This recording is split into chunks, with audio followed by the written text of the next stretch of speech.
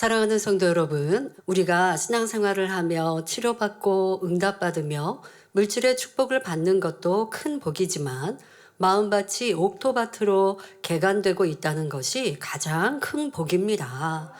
마음밭을 개간하여 옥토로 이룬 만큼 주님의 마음을 닮아가는 것이며 여기에 선과 사랑, 진리를 심고 가꾸어 풍성한 열매를 맺으면 온전히 주님을 닮을 수 있습니다. 여러분, 성경에는 우리 예수님께서도 내 말이, 우리 예수님의 말씀이 너희 안에 거하면, 우리 안에 거하면 너와 내가 하나라 말씀하셨어요. 우리가 주님을 닮아가는 신앙생활을 하고 온전히 닮을 수 있는 거고요. 그러면 주님께서도 너와 내가 하나라 하십니다. 그냥 구원받은 성도에게 이렇게 말씀하시는 것이 아니죠. 바로 주님의 말씀, 곧 하나님의 말씀을 지켜 행하여 우리 안에 온전히 마음 안에 이루어지면 하나라 온전히 닮을 수 있다 하시는 것입니다. 이것이 바로 하나님께서 진정 원하시는 것이며 영원한 천국에서 영원한 복을 누릴 수 있는 것입니다. 그런데 사랑의 하나님께서는 우리가 마음밭을 아직 옥토로 이루지 못하였어도 하나님의 나라를 위해 심으면 축복으로 갚아주십니다. 물질로 심었더니 구제하고 선교하고 또 하나님께 정성 다한 예물을 드렸더니 하나님의 물질의 축복을 주시기도 하고 마음의 소원을 응답해 주시기도 하고 또 열심히 전도하고 신방하는 충성으로 심었더니 육체의 강건함을 주시고 가족의 복으로 임해 주시는 우리가 심을 때 하나님은 또 거두게 축복해 주십니다. 그러나 옥토로 이루지 못할 때는 하나님께서 마음껏 축복해 주실 수는 없습니다. 그러니 우리가 옥토의 마음을 이루기만 하면 얼마나 더 많은 것을 부어주시겠습니까? 옥토로 이루지 않아도 심은 대로 거두게 하시는데 옥토로 이루었다면 어떻게 해요? 30배, 60배, 100배로 주신다는 거예요. 30배, 60배, 100배는 옥토가 아닌데 이런 복을 받을 수는 없고요. 심었으면 누르고 흔들어 정도 이렇게 받는 것도 큰 복이거든요. 그래서 원로 목사님이 이런 말씀, 누르고 흔들어에 대한 비유 들어주실 때 옛날에 요즘에는 이렇게 무게를 재는 저울들로 정확하게 이제 물건들을 구입을 하고 무게로 사야 되는 이런 중량으로 사는 구입하는 곡식이나 이런 것들은 다 저울에 정확하게 달아서 포장돼서 나옵니다. 그런데 예전에는 쌀 가게가 따로 있고 뭐 방앗간이 따로 있습니다. 그럴 때는 그릇, 되라고 하는 그릇으로 중량을 쟀단 말이에요.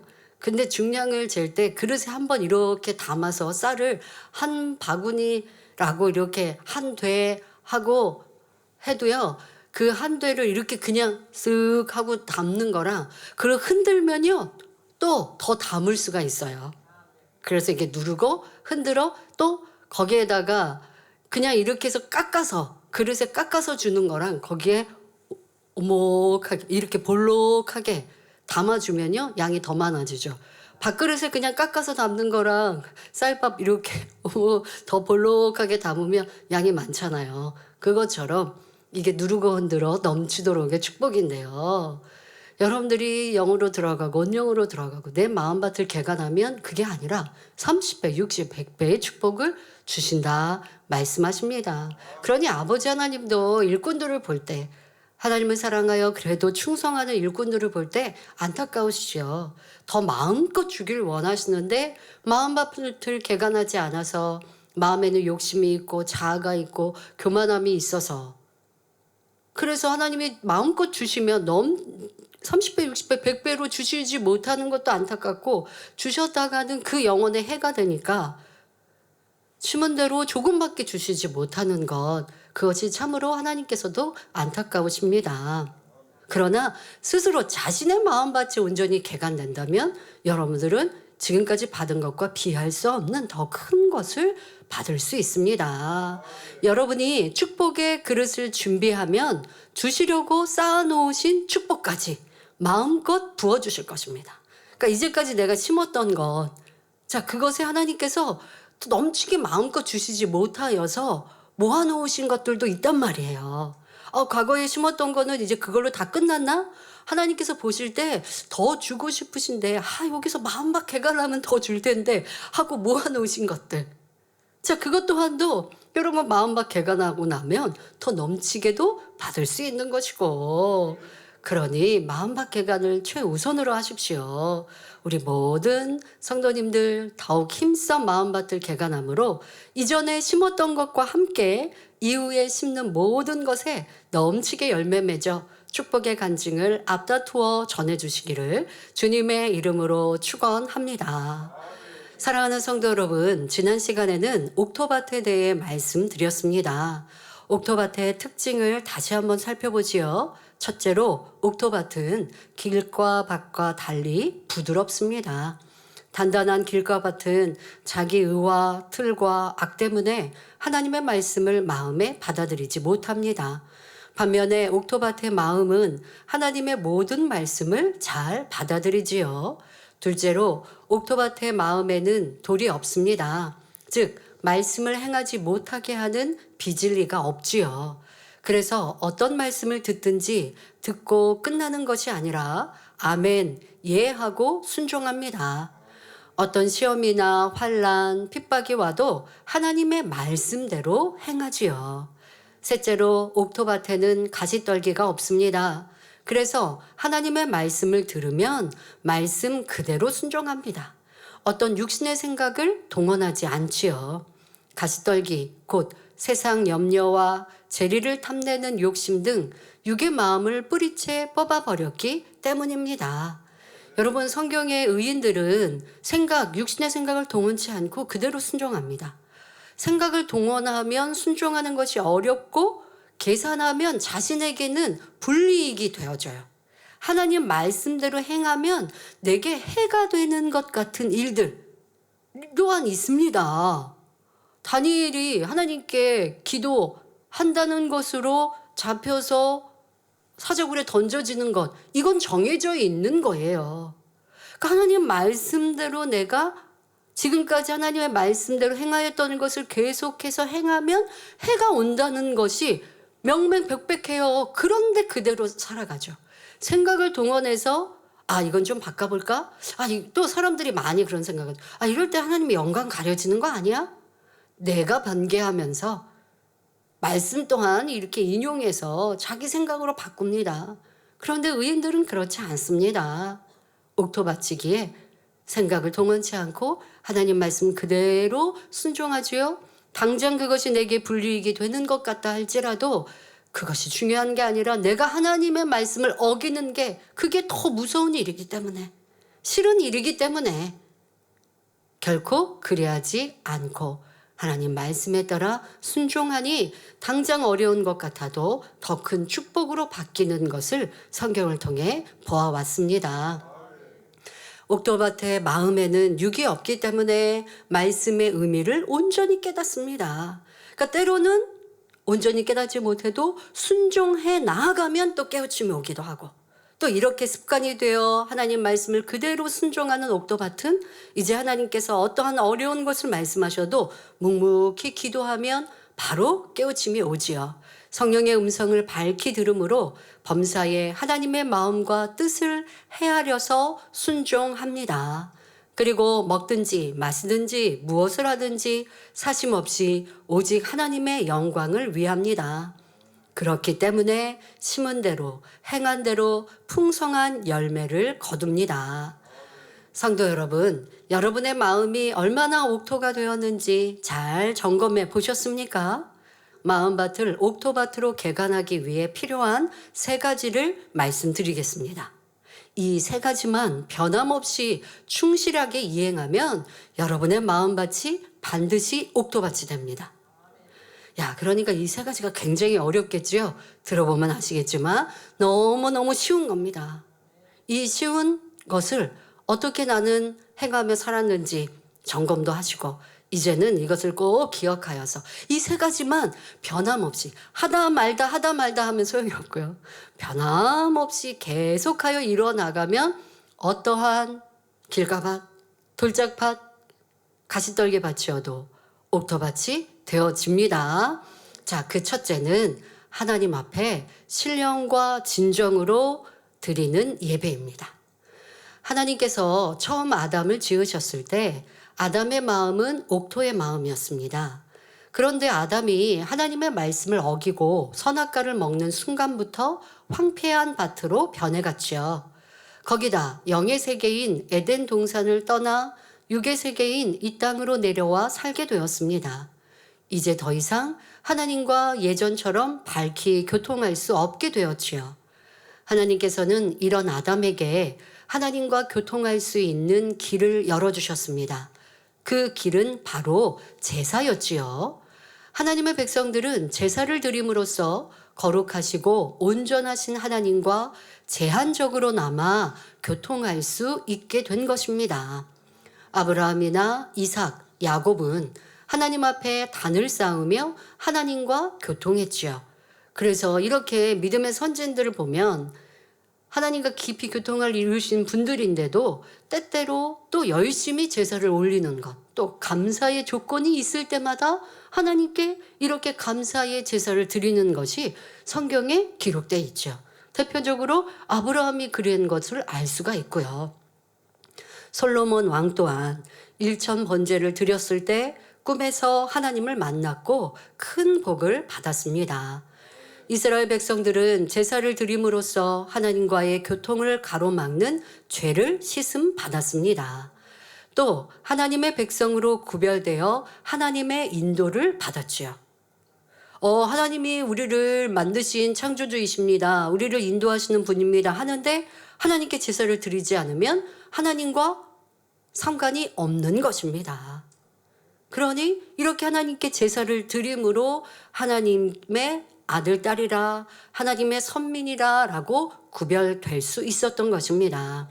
자, 그러면 그 제사가 우리에게는 어떻게 바뀌었을까요? 바로 오늘날에는 제사가 아닌 예배를 드립니다. 예수님께서는 새로운 제사, 곧 오늘날의 예배에 대해 다음과 같이 말씀하셨지요. 요한복음 4장 23절 전반절에 아버지께 참으로 예배하는 자들은 신령과 진정으로 예배할 때가 오나니 곧 이때라 하고 말씀해 주십니다. 여기서 이때란 주님이 부활 승천하신 후 성령이 오셔서 사역하시는 때를 말합니다. 예수님은 자신을 화목제물로 드리셔서 하나님과 우리를 화목하게 하셨습니다. 단 한 번의 제사로 인류의 죄를 대속하셨지요. 그 후 하나님의 자녀들은 짐승을 잡아드리는 피의 제사 대신에 신령과 진정의 예배를 드림으로 본래 아담을 옥토의 마음으로 지으신 하나님과 더 밝이 교통할 수 있는 길이 열린 것입니다. 예수님께서 친히 화목 제물이 원래는 인생들이 하나님과 교통할 수 없어서 죄로 인해 막힌 죄의 담으로 교통할 수 없어서 제사라는 방법, 그 제사 때는 제물이 있어야 되죠. 제물의 대표적인 것이 바로 짐승입니다. 그것도 하나님께서 정하신 짐승이요.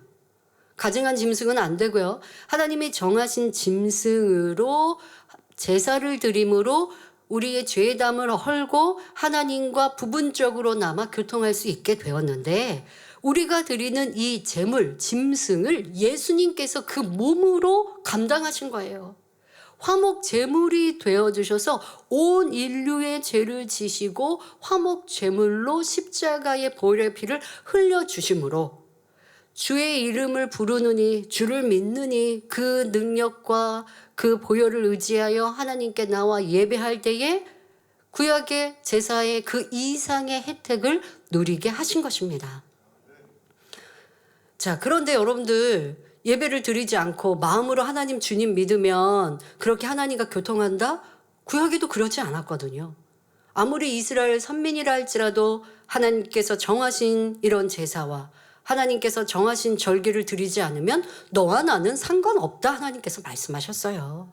마음으로 주님을 믿습니다 할지라도 하나님께 드리는 이런 예배, 또 하나님께서 정하신 안식일을 거룩히 드리지 않으면 하나님과 주님과 상관없는, 구원받지 못한다는 것을 꼭 명심해야 합니다. 자, 그런데 우리는 구원에서 넘어선 이 예배를 통하여 마음의 할례에 대해 지금 말씀드리고 있으니 그냥 예배하는 것만이 아닌 하나님께서 기뻐하시는 예배를 드려야죠. 자, 그것이 바로 예배를 통해 하나님과 교통을 이루는 신령과 진정으로 드리는 예배여야 한다는 것입니다. 그냥 몸만 성전에 나와 예배드리고 예배 시간에 내가 몸만 이렇게 앉아 있는 것이 아니라 신령과 진정으로 드리는 예배일 때에 하나님과 교통하고 그로 인하여 은혜와 능력을 받아 마음밭을 신속히 개간할 수 있습니다. 아버지 하나님께 참으로 예배 드리는 자들은 어떻게 예배 드려야 하는지 예수님께서는 다음과 같이 말씀해 주셨습니다. 요한복음 4장 24절에 하나님은 영이시니 예배하는 자가 신령과 진정으로 예배할지니라 가르쳐 주셨지요. 하나님은 영이십니다. 반드시 신령과 진정으로 예배해야만 하나님과 교통할 수 있습니다. 자, 그럼 신령과 진정으로 예배한다는 것이 무엇일까요? 우리 안에 계시는 성령과 함께, 신령이라는 것은 우리 안에 계시는 성령과 함께 예배한다는 것이고, 진정으로라는 것은 중심을 다하여 예배드린다는 거예요. 신령과 진정으로 의미가 다르죠? 성령과 함께, 이것이 신령으로, 진정으로는 내 마음 뜻 정성을 다한 중심을 다해 예배드리는 것을 말씀하십니다. 그러할 때 여러분들이 성령의 감동 감화 충만함이 임하는 거예요. 내 옆에 아무리 유능한 주의 종이 있는 것보다 내 안에 성령님과 함께 신앙생활하면 여러분들 충분히 무엇이든 할 수 있고 어떤 문제의 해결 답도 다 있다 말씀드렸습니다. 그러니 상담하는 것도 때때로 필요하겠지만 또 여러분들 안에 계신 성령님과 함께 항상 교통해야 되고 성령님의 위력, 능력을 무시하지 말고 성령의 역사를 받아서 여러분들이 살아야 합니다. 그런데 이 예배 또한 마찬가지라는 거예요. 신령으로 바로 성령의 감동 감화 충만함 속에 여러분들이 예배하는 것. 자, 그럴 때에 하나님의 말씀이 내 안에 깨우쳐지고 양식 삼아집니다. 성령과 함께 예배한다? 이걸 여러분들이 잘 이제 깨달으셔야 하겠죠. 진정으로 예배한다는 것은 몸과 마음, 뜻과 정성을 다해 예배를 드리는 것을 뜻합니다. 하나님을 사랑하는 중심으로 기도와 찬양, 예물 등 모든 행함에 기쁨과 감사의 향을 담아 드리는 것이지요. 자, 이렇게 예배 드릴 때 성령의 도우심 속에 신속하게 옥토의 마음을 회복할 수 있습니다. 성령과 함께 어떻게 예배 드릴까요? 우리가 할 수 있는 건 진정으로 예배 드리는 행함을 하면 성령께서 나에게 예배 드릴 때 역사해 주십니다. 성령께서 역사해 주시면 제가 진정으로 예배 드릴게요가 아닙니다.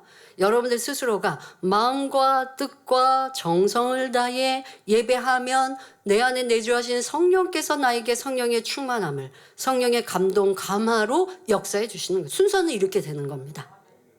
자, 그러면 여러분들이 진정으로 예배 드릴 때 우리가 많은 말씀을 통해 들은 것처럼 예배하는 자세도, 내 모습도, 또 예배할 때의 집중력도, 졸음이나 피곤함 당연히 잡념 없어야 하고, 그 말씀에 내가 아멘으로 말씀이 맞아 틀려 내 생각에 여러분들을 가미하여 듣는 것이 아니라 아멘으로 받고 이러한 자세가 되는 기본의 진정의 예배를 드리면 성령께서 여러분들을 도와주셔서 감동으로 말씀이 깨우쳐지게 하시고 그로 인하여 여러분들의 변화가 빨라집니다. 자, 그것과 함께 여러분들이 예배뿐만 아닙니다. 기도도 마찬가지고요. 찬양도 마찬가지고 우리의 모든 신앙생활이 해야 하는데 찬양에 대해서 한번 얘기해 보죠. 여러분, 찬양도 마음과 뜻과 정성을 다해 올려드리는 찬양과 그렇지 않고 그냥 입으로 가사를 말하는 것과는 큰 차이가 있습니다. 후자의 경우는 하나님이 받지도 않으십니다. 주님이 들으시지 않으십니다. 찬양은 우리가 기분 좋으라고 하는 거 아닙니다. 세상 노래는 부르는 사람 듣는 자기가 기분 좋으라고 듣고 부르는 거고요. 찬양은 하나님께, 주님께 올려드리는 거예요. 그런데 하나님은 마음과 뜻과 정성을 다한 찬양, 그 마음을 받으시는 거예요. 그러니까 때로는 음치여도 때로는 내가 박자 감각이 없어도 노래를 잘 못해도 그래도 마음으로 하나님께 드리는 찬양은 하나님께서 흠양하시지요. 노래를 아무리 잘해도 마음은 없는, 하나님을 사랑하지 않으면서 하나님 사랑해요, 주님 사랑해요 했는데 주님 사랑하는 삶은 안 살았어요. 내 마음대로 내 뜻대로 살았어요. 짜증하고 불평하고 원망하고 살았어요.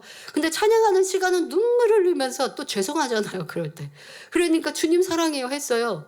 그 주님 뭐라 그러실까요?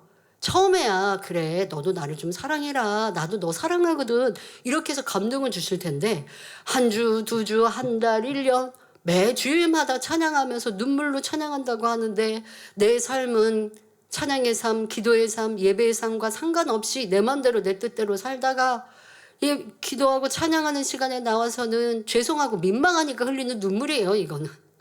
아니면 찬양의 곡조가 뭔가 내 마음을 울렸는지, 하나님께서 주시는 감동의 눈물이 아닌, 그러고 나면 주님이 하나님께서 받으시는 건 아니에요. 세상 노래도요, 자기 흥에 취해서요, 노래 부르고 나면 기분도 좋아지고 뭔가 마음도 좀 평안해지고 뭐 외로움도 달래지고, 그러니까 세상 사람들이 이렇게 가요 좋아하는데요. 근데 찬양을 그렇게 하면 안 돼요. 하나님이 받으셔서 하나님이 주시는 감동을 느껴야 되죠. 그러면 여러분들의 변화도 빠른 것이고, 내가 이렇게 살면 안 돼, 하나님 말씀대로 살아야 돼 하고 살 수 있는 능력도 임하는 거예요. 찬양 중에도, 찬양 안에도 성령의 충만함을 입을 수 있습니다. 그런데 그러지 않고 올려드리는 찬양은 하나님께 올라가지도 않지만 하나님이 싫어하실 수밖에 없습니다. 신령과 진정으로 예배 드리는 사람과 그러지 않는 사람은 마음밭이 개간되는 속도가 전혀 다릅니다. 예를 들어 설교를 성령의 감동성에 들으면 옥토 같은 마음이 어떤 마음인지 잘 이해됩니다. 또 말씀에 비추어 자신의 마음밭의 상태를 잘 파악할 수 있지요. 그냥 내가 이해력이 뛰어나서, 공감 능력이 뛰어나서 설교자의 설교가 이해되는 것이 아니라 성령님께서 내 마음에 감동으로 역사하시니 그렇게 주시는 말씀 속에 내 마음, 내 삶이 떠오르고 내가 품었던 생각이 떠올라서 이건 이렇게 고쳐야 되겠구나, 이건 하나님의 원하시는 뜻이 아니구나 깨우쳐지는 거예요. 성령의 역사로 그리 하는 것입니다. 큰 감동이 임하면 밭의 상태가 파악될 뿐만 아니라 말씀을 듣는 중에 돌멩이가 뽑혀나가기도 하고 가시떨기가 뽑히기도 합니다. 자, 근데 이런 말씀을 또 오해하셔서 여러분들이 이렇게 말씀 한 번 들으면 이 돌짝박도 가시떨기도 다 뽑히고 사라질 수 있구나는 아닙니다. 그런 예배와 기도와 행함이 쌓이고 그래서 앞서 말씀드린 것처럼 하나님이 축복을 막 물 붓듯이, 하나님의 은혜가 그렇게 임하면 너무 좋겠죠. 그렇게 임할 때는 이미 내 마음밭을 개간하고 있었던 사람이면요, 돌 덩어리도 쑥 빠질 수 있어요. 그런데 개간하지 않고 준비하지 않고 평상시에 내가 신령과 진정으로 예배드리지 않다가 오늘 하루 신령과 진정으로 예배드렸다고 이런 혜택을 받는 건 아니고요. 항상 나의 예배와 기도와 신앙이 신령과 진정으로 하나님 중심으로 마음밭 개간하게 힘써 나아갔더니 어느 때 말씀을 들으면서 완전히 내 이 큰 바위가 깨어지는 것처럼, 깨어졌다고 해서 옥토가 금방 되는 건 아니에요. 이 바위가 깨어졌어도 깨어진 이제 돌덩이를 하나하나 걷어내야 되는 작업도 있고 하는 것이죠. 그런데 신령과 진정으로 여러분들이 예배드리는 습관을 하면 이런 역사가 빨리빨리 임하게 됩니다. 그러므로 내가 얼마나 신령과 진정으로 예배드리고 있는지 때를 따라 잘 점검하시기 바랍니다. 신령과 진정으로 예배드리면 예배 시간이 행복합니다. 말씀을 듣고 찬양과 기도를 드리는 것이 즐겁습니다. 그래서 예배 시간이 기다려지고 늘 예배를 미리 준비하게 되지요. 예배 시간에는 한 말씀이라도 놓칠세라 말씀을 열심히 경청합니다. 어떤 잡념이나 육신의 생각이 틈타지 않습니다. 그러니 당연히 졸지 않습니다. 설령 피곤해도 성령 충만하여 피곤도 지배해버립니다. 여러분들 재밌는 영화, 재밌는 게임 하는데 졸음이 옵니까? 왔던 졸음도 사라지죠. 또 너무 재미있으면 눈 비비고도 영화를 보더라는 것이죠. 하나님 말씀이 그리해야 합니다. 찬양할 때도 가사에 마음을 실어 찬양 드리고 기도할 때도 간절히 기도합니다. 또한 예배 드릴 때마다 정성을 담은 예물도 즐겨 드리지요. 이런 분들은 예배 드릴 때 눈빛이 다르고 자세부터 다릅니다. 혹시 지금 이 시간도 신령과 진정으로 예배 드리지 못한 모습이 있다면 다시 마음을 가다듬으시기 부탁드립니다. 신령과 진정으로 예배 드리는 분들은 삶 속에서도 그 예배가 이어집니다. 로마서 12장 1절에 너희 몸을 하나님이 기뻐하시는 거룩한 산 제사로 드리라. 이는 너희의 드릴 영적 예배니라 말씀하신 대로 삶 전체를 산 제사로 드리지요. 신령과 진정으로 예배하면 들은 말씀이 마음에 새겨지고 그 말씀이 삶 속에서 살아 움직입니다. 평소에도 들은 말씀이 떠오르므로 말씀대로 살기가 쉽고 말씀대로 사는 만큼 말씀의 능력을 체험하게 되지요. 또 예배를 통해 성령 충만함을 입음으로 늘 기쁨과 감사의 향을 올리며 살아갑니다. 그러니 마음밭이 개간될 수밖에 없습니다.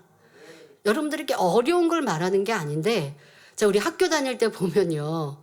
예를 들면 저는 학급에 한 50명가량 어떨 때는 60명 때도 있었지만 평균 한 50명가량의 학생 수가 있었습니다. 그러면 1등부터 50등까지 같이 수업을 받는 거 아닙니까? 1등부터 50등까지 똑같이 수업을 받는데 1등도 나오고 50등도 나오고 전교 1등도 나오고 그리고 저 300등, 400등 전교 꼴등도 나오는 거 아닙니까? 저희 때는 학원이나 이렇게 개인 교습이 별로 없었어요. 그냥 학교 수업이 많이 있었고 학원 다니는 친구들도 있고 하겠지만 그렇게까지 요즘 같지는 않았어요. 그러니까 요즘은 제가 이런 말씀 들으면 아유 학교 수업 말고 학원일 텐데 그런데 요즘엔 또 대부분 학원 가잖아요. 학원 안에서도 1등과 꼴등이 같이 수업을 받는데 차이는 뭐예요? 자기 자신에게 있는 거예요. 선생님의 실력의 문제가 아니라 내가 얼마나 집중하여 얼마나 딴 생각 안 하고 졸지 않고 선생님 수업을 듣느냐 그리고 그것으로 예습하고 복습하느냐에 따라 자기 실력이 되는 거 아닙니까? 예배도 똑같은 거예요. 그런데 제일 중요한 게 예배하는 이 시간. 여러분들이 이 시간은 내가 잡념 속에 있다가 따로 공부해야지 세상에서는 그럴 수 있는지 몰라도 예배 시간은 하나님께 드리는 경배의 시간이기 때문에 이 시간에 가장 성령의 역사가 빠르게 역사되어지죠. 그러니까 그렇게 예배를 신령과 진정으로 드린 분들은 그 들은 말씀을 붙들고 삶 속에서 묵상할 때에 그 말씀에 깊이 있게 더 깨우쳐 주시고 깨닫게 하시는 겁니다. 제가 학생회 때에 친구랑 불편한 친구가 있는 거예요. 근데 자꾸 불편한 거예요. 그러니까 어렸을 때는 안 불편했는데 어느 정도 이렇게 고등학교쯤 됐는데 뭔가 이렇게 불편한데 문제는 뭐예요? 그 불편한 사람과 함께 일을 해야 된다는 거죠.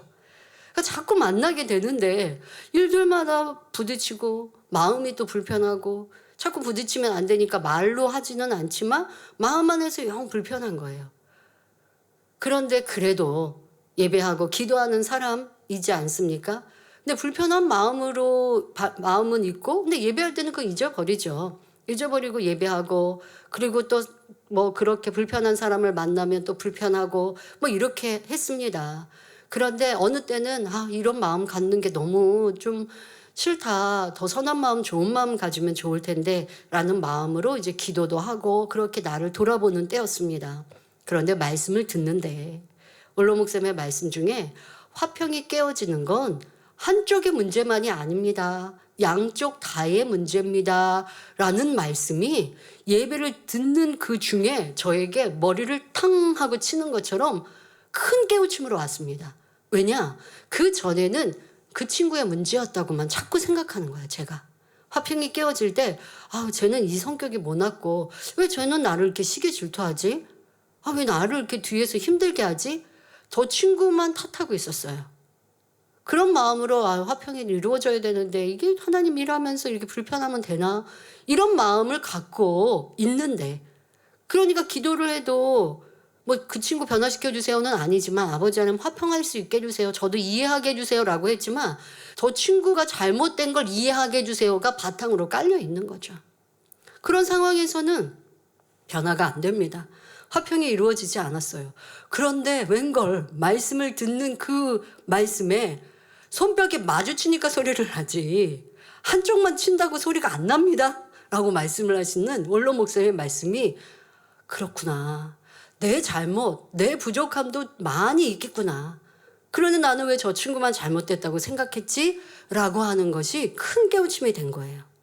그리고 그 말씀을 붙들고 삶 속에서 생각하고 기도하고 노력하니 그런데 뭐 금방은 아니었어요. 단번에는 아니었어요. 깨우침이 된 건 이만큼 내가 가지고 있었던 이 가시떨기와 같이 뭉쳐 있었던 것들이 그래도 이게 내 안에 깊이 박힌 가시떨기라는 걸 깨달은 것만으로도 큰 수확인 거예요. 내 마음밭에 이렇게 개간해야 될 공간조차가 있는 걸 모르고 맨날 나는 왜 심는 대로 많이 못 거두지? 하고 있으면 되겠습니까? 이게 잘못된 곳, 마음밭을 개간할 곳을 깨우치고 깨달아야지.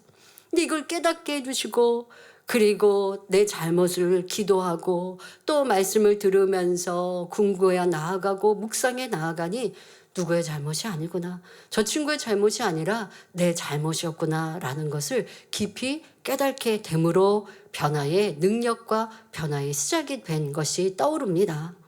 여러분들 예배라는 건 하나님과 만나는 시간, 내가 하나님 앞에 예배하여서 축복받는 시간뿐 아니라 이 시간이 우리 마음밭을 개간하고 나의 마음을 할례하는 시간입니다.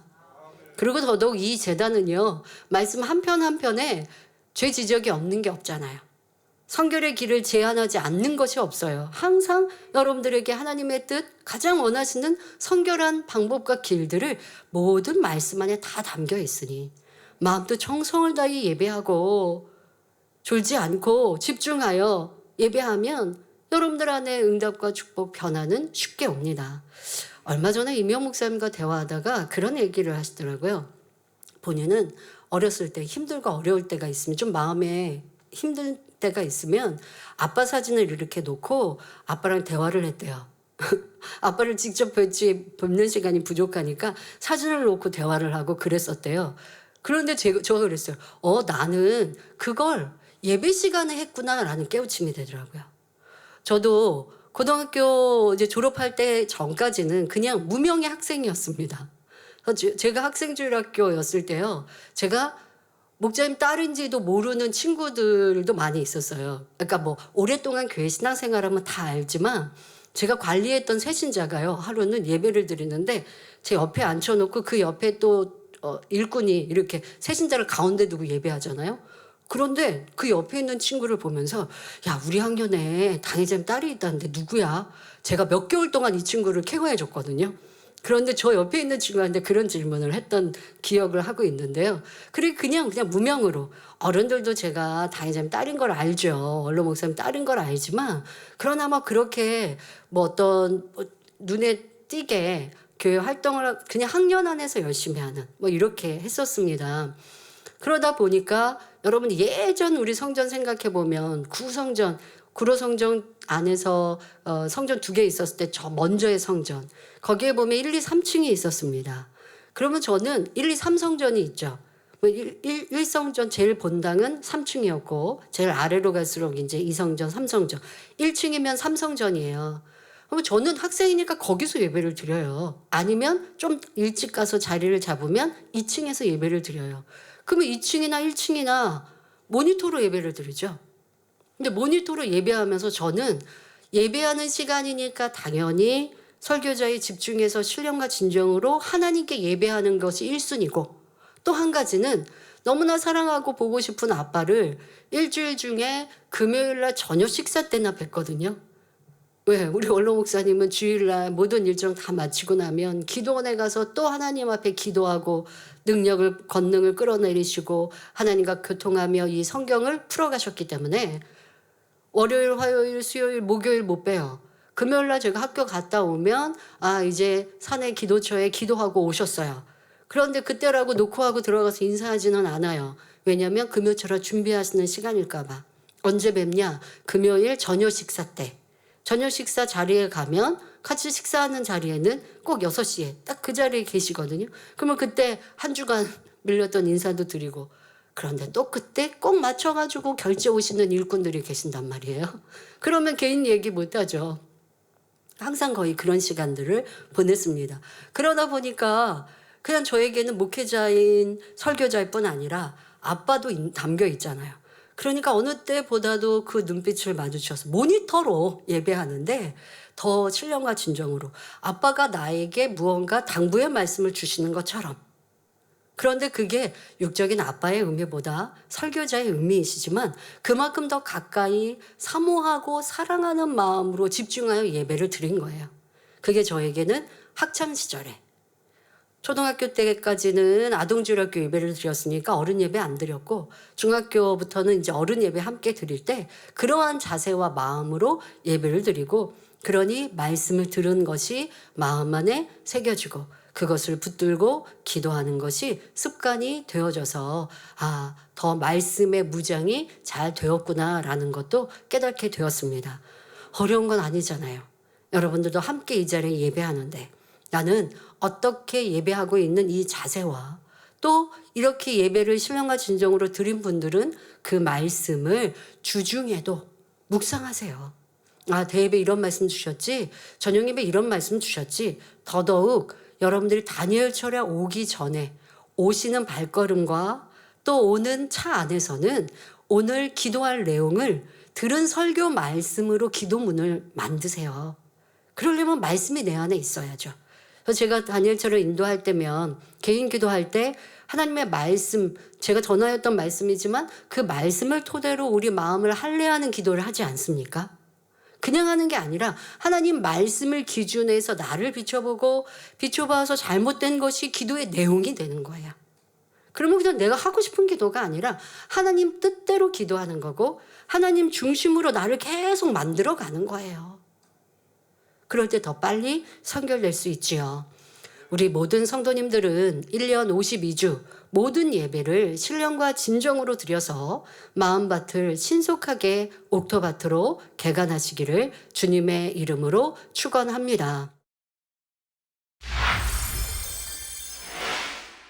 할렐루야. 전능하신 사랑의 아버지 하나님, 이 시간 기도받는 모든 성도님들을 위해 안수하여 주옵소서.